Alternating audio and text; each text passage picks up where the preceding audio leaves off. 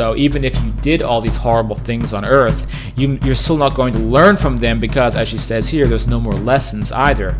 So what this means is that if this belief system were to take foothold in our culture, it would be this chaos world where it's just like we're all just playing a video game. There's no consequences for any actions. We can all raise hell and do whatever we want, because as soon as we jump off a bridge, then we're clear of everything. A brief discomfort from the dying process, then we're back to being permanent love and bliss in a permanent drug trip forever and ever and ever. And so what's to stop the most horrific actions from taking place?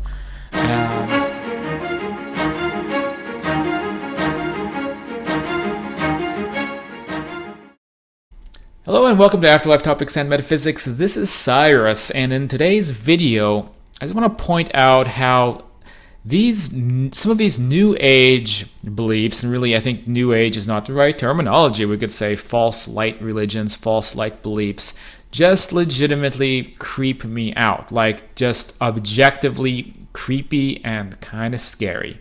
So I'm hoping that this will illustrate what I mean. And this was a post that came up on the Afterlife Topics forum by a member. And I want to make it clear that I'm not like hating on this person for believing these things. I think there's a lot of confusion involved. And yes, like any belief system, it is possible to derive meaning from this path. But let me just say this.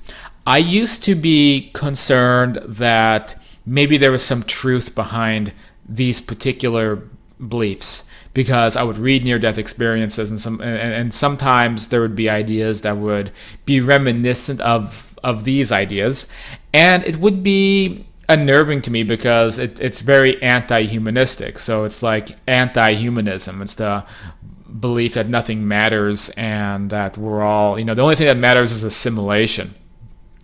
So I really, I did get a bit unnerved by that concept, but now the more I see posts like this, and it's increasingly common that people have these types of beliefs, the more that I see that it really is something that has almost no connection to real spirituality. That includes NDEs. So these are interpretations of people's spiritual experiences, and one of the things I wonder about is where do these beliefs come from, and who is misinterpreting spiritual experiences to come up with this stuff?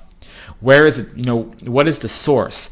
And with this conversation, I think we got a little bit closer to understanding at least one place that is producing these ideas.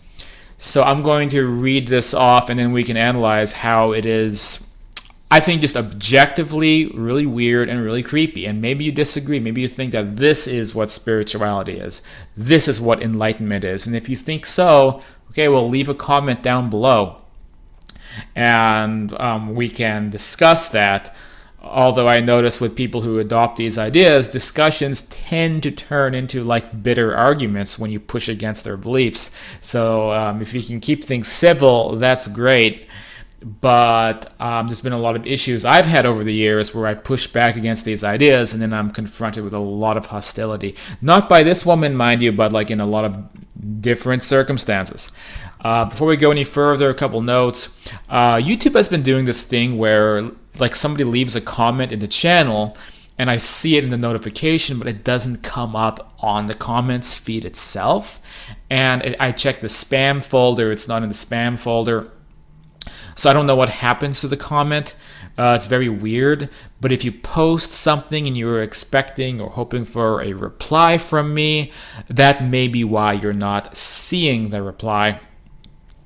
What else? Of course, if you like this channel, I know a lot of you guys don't like what I have to say because I push back against some of these ideas. And a lot of these ideas people have very close attachments to, which is why I get so much hate mail, so many hate comments, and so much crap all the time. And that's fine because this is the work I'm doing. It's why I'm doing it, because I'm pushing back. I fully accept the repercussions. In fact, I was actually expected to get more flack when I made this channel active a little bit more than a year ago. because, like, heaven knows my first book has gotten a lot of flack, and I'm okay with all the haters and all the people who dislike my work. And I don't even mind if you dislike press the dislike button, because what it really does help me, though, is just engagement with the channel. So liking the video or disliking it, sharing it, leaving comments, that kind of thing is actually the thing that helps keep the channel going and keeps the page relevant. So if you haven't done those things yet, please do so. You're actually still helping the channel out, because that still tells YouTube that the channel is relevant and people are having discussions and engagement. So thank you for that. So to continue, let's jump into this post. So first of all, let me just preface by saying that one of the things that really bothers me is that people with the false light religions and these New Age beliefs, they don't present them as theories, they present it as fact, and they try to come across as spiritual teachers. So this was on a thread by somebody who maybe is in a little bit of a vulnerable position and was looking for answers about life and the afterlife and how to find happiness and satisfaction when faced with existential problems concerning eternal existence and the fate of who we are and where we go, and all of these concepts. So this lady made this post with obviously good intentions, but it was coming out of this bubble of this false light dichotomy. And the way it looked was, to me, just really creepy. And I think it could cause a lot of pain for somebody reading this. And I've seen these types of ideas cause people so much pain. And that's why I rail against it, because I'm trying to do the opposite. I'm trying to spread the light of knowledge about the afterlife and, love, and that we all are, always still together, and we don't really lose the people we love, and they don't lose us. So that's one of the reasons I'm so passionate about this. And so anyway, let's read the post. So she says, "We are only humans in this lifetime." And this is reassuring somebody who is having existential problems. We're only humans in this lifetime. But we are only pure energy.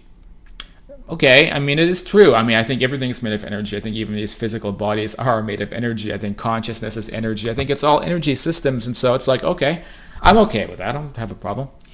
When we pass, we go back to the energy. Well, I don't know if I agree with this, because I think we're the energy right now. I think everything is energy systems. When we pass, we are aware of the fact that things are energy systems, and that's why we can change things. That's why in afterlife environments, the world is more malleable. We can manipulate the energy and the matter using our thoughts, and we're aware of the real structure of the universe, which is energetic, and it's nice.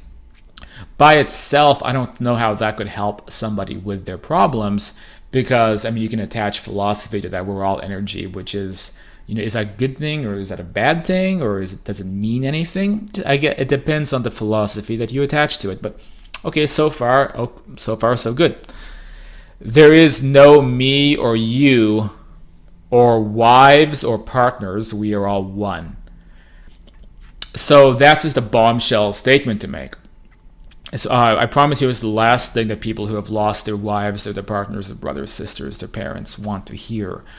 Philosophically, you can stretch things out and say, we're all one. You're one with your cat and that guy down the street and that person who was really rude to me at this restaurant I was in here in Kiev a couple days ago. I'm even one with that idiot.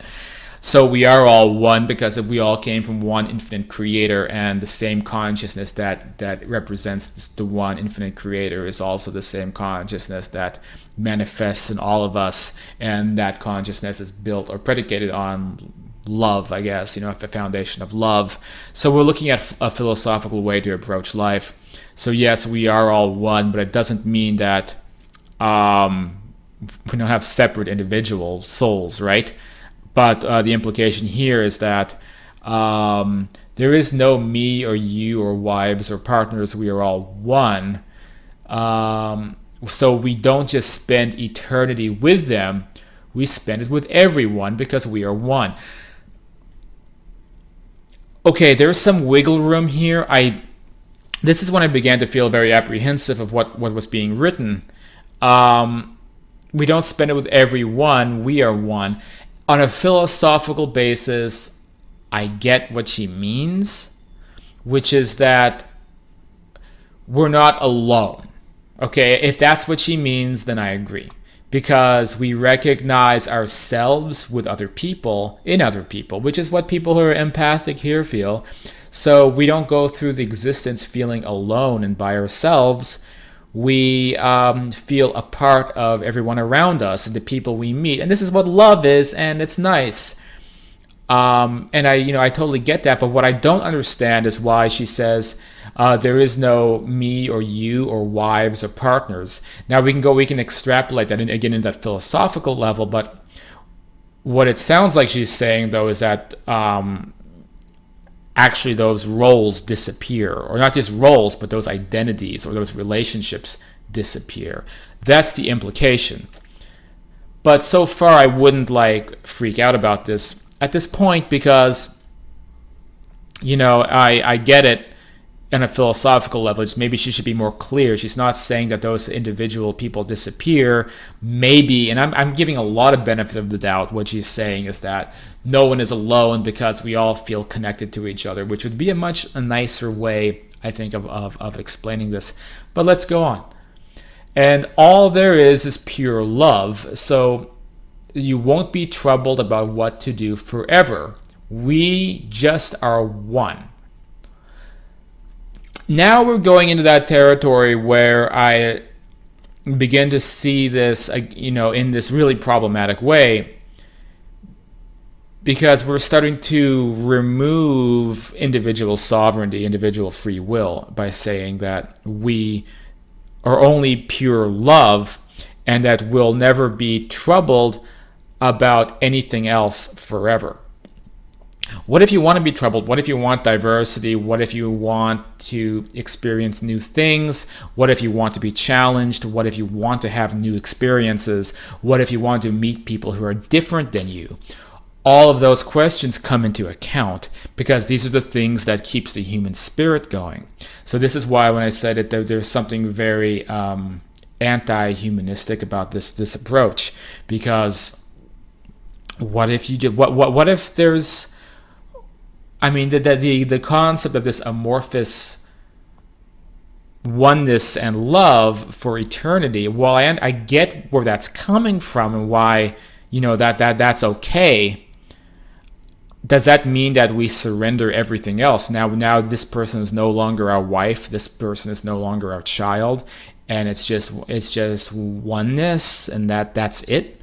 And then anything that goes against that, we'll never for the rest of eternity have to think about or worry about because we're just floating around in this kind of dopamine rush. That seems like what it's saying, but I'm still not at a point where I'm going to be like, this is a really bad, dangerous philosophy. Right now I'm just at like the rolling my eyes point, but let's keep reading. Hard to put into words, but we are whole again. No more troubled minds, no more hating people or being hated. Okay, so we're about to really, you can probably read the screen, but we're about to really hit the, the nuclear detonator here. But all there is pure love. You won't be troubled about what to do forever. We are just our one. We are whole again. Saying again that we are just our one, we just are one, and then saying that there's no wives, there's no relationships, basically. The mental imagery comes to mind that we are all assimilated to this one, like the big orb of light or something. And there's no more relationships, there's no more components to that, there's nothing dynamic, and there's nothing soulful, there's nothing that involves love between individuals anymore. So that right there, it doesn't give any hope for people who have lost their loved ones. It doesn't give any hope for people who have lost their children or have lost their parents or their spouses. It makes it sound really, really conformist. So I have issues with this, and I think I would politely disagree. But this next statement, I think, just blows my mind. And if this is how the false light religion thinks, I just think it's cause for immense concern. And she says, hard to put into minds, we are all whole again. No more troubled minds, no more hating or being hated, no more lessons. No more lessons? What she's saying then is there's no more growth. There's no more self-development, and there's no more development of the soul or of the individual. So what she's saying is that every single credible spiritual teacher that I've ever read about, and we're talking about Seth or Silver Birch or Manuel Swedenborg, or actually just many near-death experiences, which I think are being grossly misrepresented by these ideas. All of it's wrong. All of those teachings that say that we are continually growing and expanding and learning new lessons and such concepts, no more lessons. That's it. As in, there's no more growth of the individual.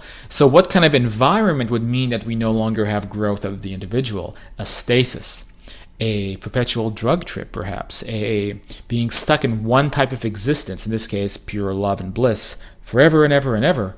And there is no more ability to expand beyond that, or even to discover new things, because no more lessons. That's very broad. Every single day we have lessons where we experience new things or discover new people, but in this anti-humanism, all that gets erased, and we no longer discover new people. We no longer have experiences in general. And it sounds a lot more like obliteration, like materialist ideas, concepts of just personal obliteration, doesn't it?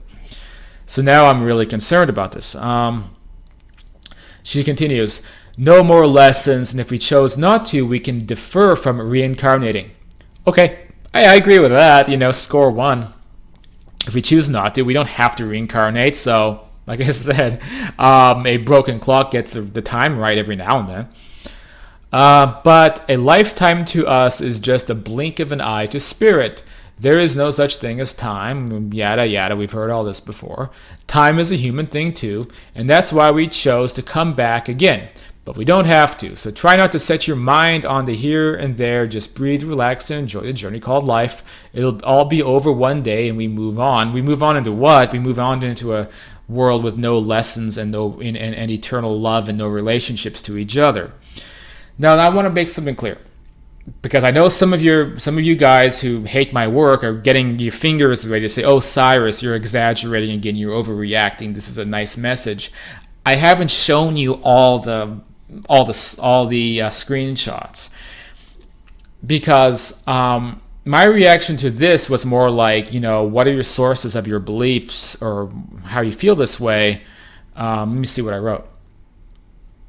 And also if she's ever had any personal experiences. So I say, okay, so I wanted to try to get straight or clarify what she meant.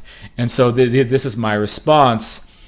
And I was pushing it a little bit to see if I was misinterpreting her, being too harsh about sort of my interpretation of this being like anti-humanistic and the destruction of the individual, the destruction of our relationships, the destruction of what it means to be an individual person, all of those ideas.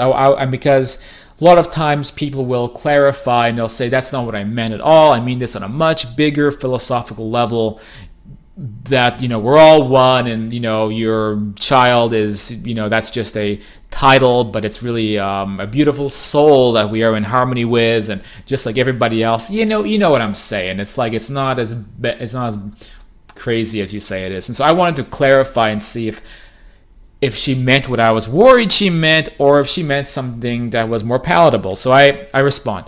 So when we die, let me get this straight. Number one, we become pure energy. 2, there are no solid real worlds we go to. So it's all just this amorphous light. So it's this idea that we just go to this big cosmic womb in the sky, or this big orb or something, and we just join into this mass collective. Or do we go to real environments, and do we continue the journey? Number 3, we become pure love, so no negative actions here have no consequences.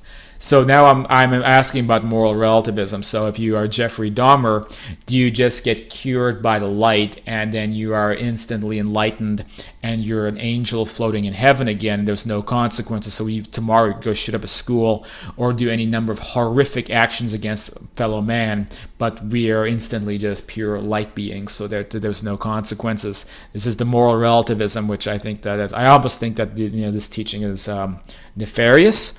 But anyway, so I'm asking about this. Number 3, so there's no consequences for negative actions. And number 4, all of our meaningful acquaintances, relationships, wives, husbands, etc., disappear into one. So we lose everybody we know and love.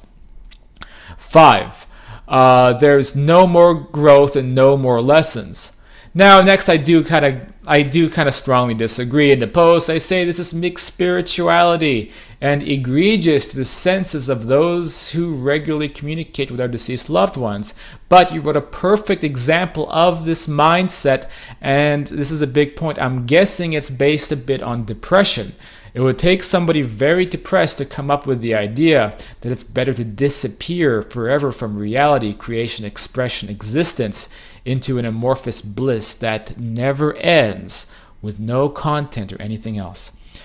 And I brought an analogy that it's like being injected with a big syringe of cosmic dopamine, and then you'll never escape that for eternity. But she agreed with that and thought it was like that. So here's the thing. So she responds to this by saying, that's why I said it's hard to put into words, but yes, a complete agreement on points 1 to 4. But she backtracks on there being no lessons. She says we evolve and grow, but I think she's just meaning from this world. But because in her past, point, she said that there's no more lessons. So I'm not sure if she understands what she's saying. Read many times from NDEs that there is a euphoria from there, but she's experiencing euphoria in an NDE. How do you jump to this conclusion? Yada yada. So the point being is that she agrees with all of these points. So I ask, have you ever left your body or had an NDE? What is your main source of material for these ideas? So she's never had an NDE, she's never had an out-of-body experience, but read many books, Conversations with God, it's Neil Donald Walsh. I don't know if Conversations with God say that we are all assimilated into the light and then there is no more us and no more relationships and no more lessons. I don't think that Conversations with God says that, but I might be wrong. Let me know in the comments. And number 2, many books over the years channeled by Cryon.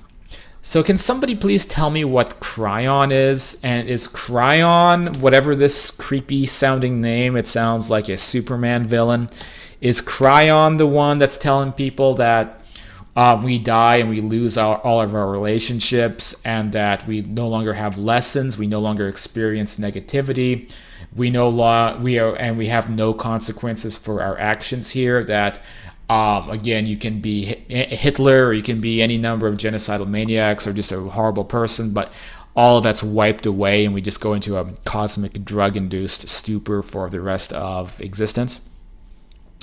Is Cryon saying this? Because whoever Cryon is, I would wager that this is some kind of shenanigans, that this could be a negative entity. Because if a society moves into moral relativism, then we're in big trouble.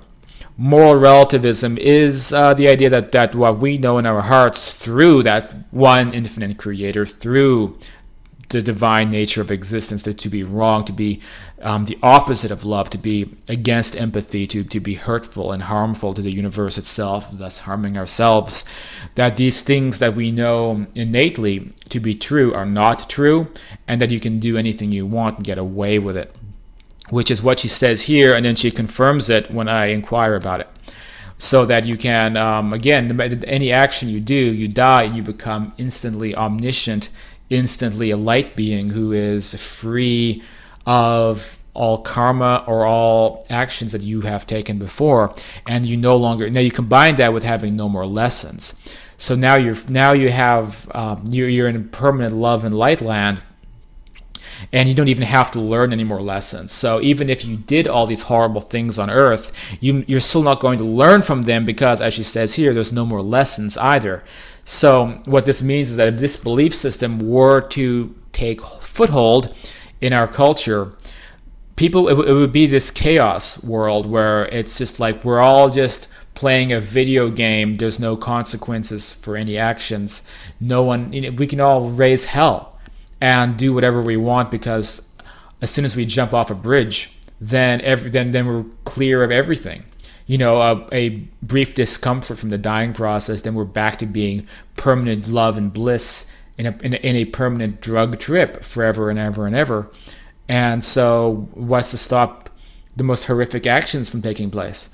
And it reminds me of just elements of the New Age movements that have also put greed and materialistic ideas on such a pedestal, like with the law of attraction sometimes being so focused on acquisition of material wealth, because who cares? It doesn't matter who you step on. It doesn't matter anything in this life, because we die and we become joyous light being angels again, no matter what we do here, and there's no lessons after we cross over.